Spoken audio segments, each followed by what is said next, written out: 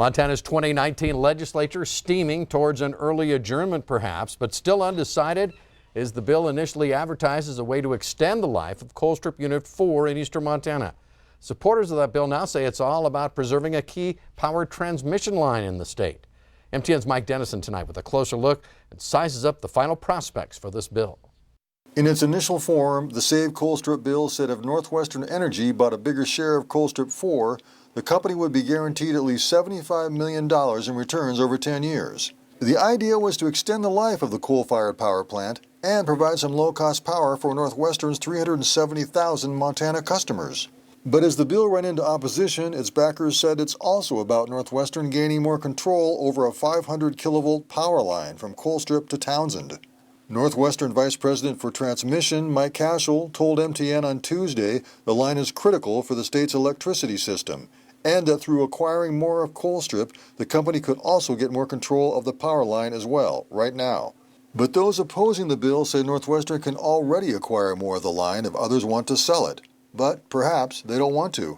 There's been no verification that any other transmission owner at Colstrip is interested in getting rid of their transmission capacity, and it's very unlikely that they would like to, because transmission is really important as utilities across the West move to greater and greater amounts of renewable energy utilization. Yet State Senator Lou Jones of Conrad believes it would be better for Montana if a local company did control more of this power line. So why not help it happen, he asks, and supply some cheaper power for in-state consumers.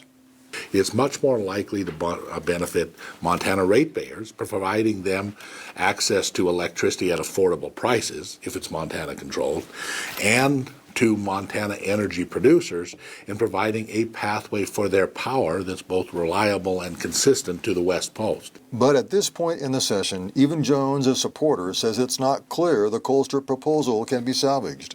People are too painted in their corners. I will be surprised if this occurs, and I will be disappointed that it did not, because we could have done well for Montana had we held a different conversation earlier. The main bill containing the proposal has been killed. That means the only way something survives is by inserting it into another bill in a conference committee. But as of Tuesday, that conference committee had yet to be appointed. When I asked Republican leaders if they planned to do so, they said they weren't sure. And lawmakers could be ending the session as soon as Thursday. At the Capitol, Mike Dennison, MTN News. Thank you, Mike. Mike also tells us that lawmakers also have more budget details to work out before they can adjourn the session.